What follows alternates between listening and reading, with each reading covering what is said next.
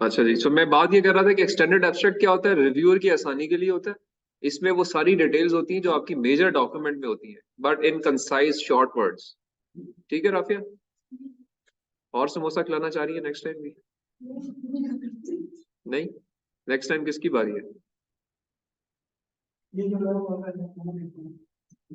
मोहम्मद इकबाल। मोहम्मद इकबाल जो है ये आता है क्लास में? हाँ ठीक है। ये वो जुनैद इकबाल नाम तो नहीं पूरा इनका? जी सर। है ना? तो ये एम इकबाल क्यों लिखा हुआ है?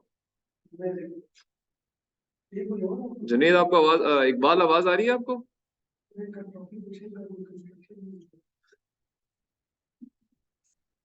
जी इकबाल, आपको आवाज आ रही है? कनेक्टिंग तो connected, can't hear you yet. अच्छा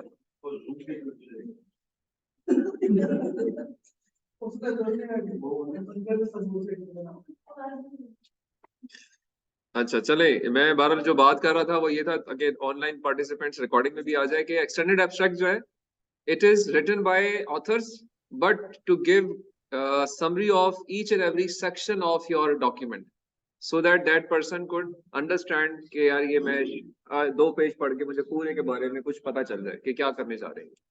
तो रिव्यूअर्स के पास चूंकि बहुत सारी डॉक्यूमेंट होती है, रश बहुत होता है, 100 150 200 डॉक्यूमेंट्स रिव्यू के लिए आ रही होती हैं, तो वो पूरी डॉक्यूमेंट पढ़ के अपने व्यू पॉइंट बनाना उनके लिए मुश्किल होता है। तो वो शॉर्ट डॉक्यूमेंट देके अपना एक जवाब बना सकते हैं। तो दिस मकसद के लिए हम एक्सटेंडेड एब्स्ट्रैक्ट जो है वो लिखते हैं। और I can share sample with you as well, मैं आपको एक सैंपल भेज दूंगा, आप उसको देख लीजिएगा। तो अकॉर्डिंगली एक्सटेंडेड एब्स्ट्रैक्ट्स जो है वो आप पेपर्स के भी लिखते हैं, थीसिस के भी लिखते हैं, बुक्स के भी लिखते हैं।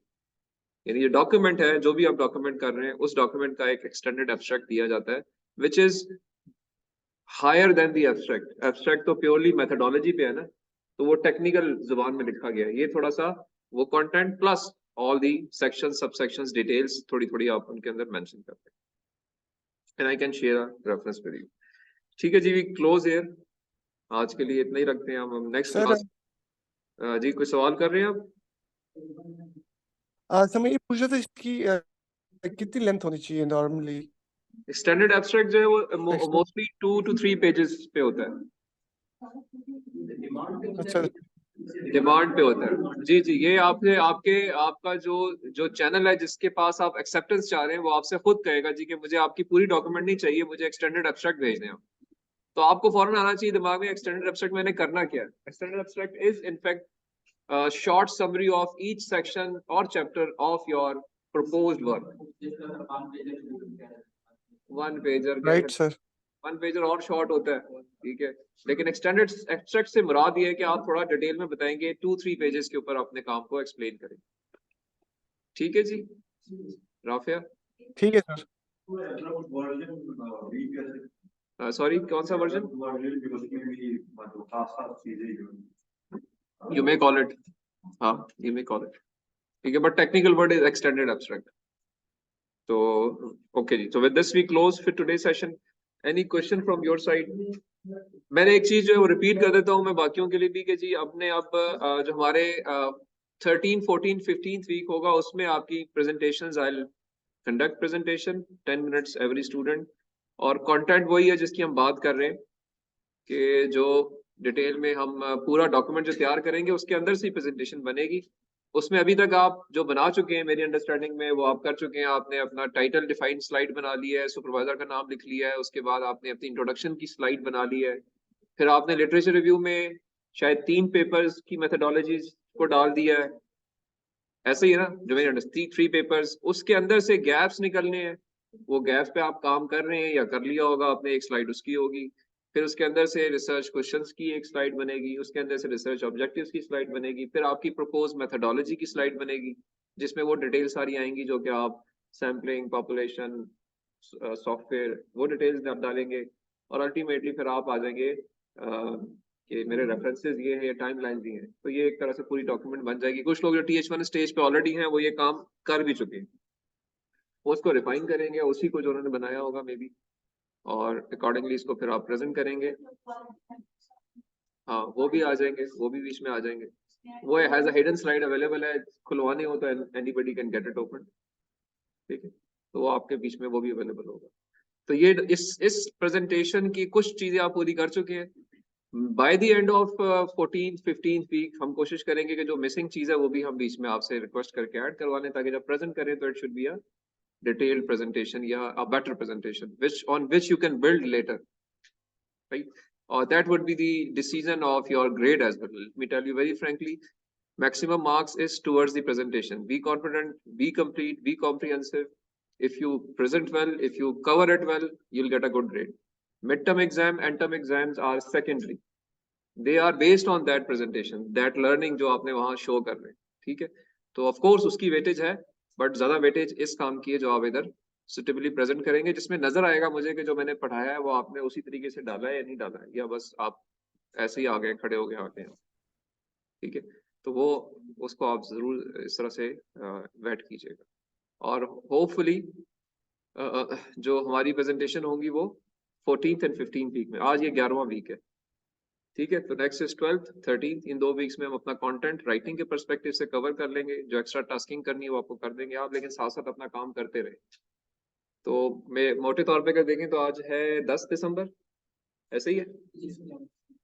तो अगली क्लास हमारी 16 को है, 17 को है, 17 दिसंबर को है। उसके बाद अगली क्लास 24th को है। उसके बाद जनवरी की जो क्लास इंशाल्लाह नए साल की होगी,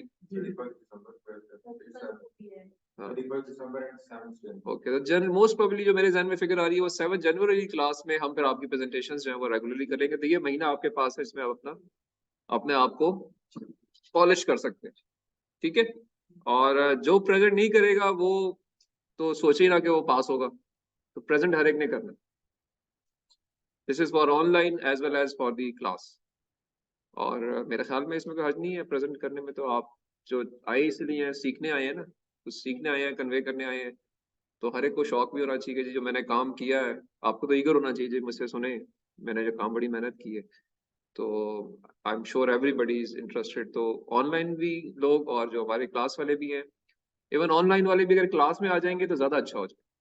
they can better give their personal कहेंगे व्यू पॉइंट, या कुछ ऐसी चीजें होती है ना जो आप फेस टू फेस ज्यादा अच्छी कन्वे कर सकते हैं बजाय ऑनलाइन की। वो हाँ, शिराज ने ऑप्शन दिए जो ऑनलाइन क्लास में आएंगे उन सबको शिराज जितनी दफा आएंगे उतनी दफा समोसे खिलाएंगे।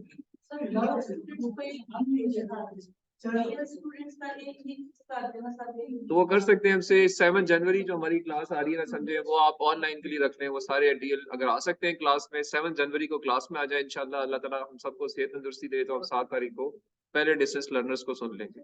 लेकिन एनी केस जो नहीं आ सकता, मजबूरी है, कोई ऐसा मसला नहीं है वो बैठा हुआ है, फॉर एग्जांपल कोई टलियां बैठा हुआ है, कोई बहुत दूर है, नहीं आ सकता, बहुत ही मसला है, तो ऑनलाइन भी अलाउड है। I will conduct that online as well. Online भी पता चल जाता है। सर 20 रुपए के समोसे के लिए 1.5 लाख कहाँ से लगाए? जी नसीर कुछ कह रहे हो आप? नहीं सर, नसीर कुछ नहीं कह रहा। अच्छा, तो बस मेरी नहीं सर, रिक्वेस्ट है, नहीं कह रहा। आई होप मेरी बात समझ आ गई है सबको, ठीक है। बाकी आपके जो डाउट्स हैं, you are most welcome to consult, discuss.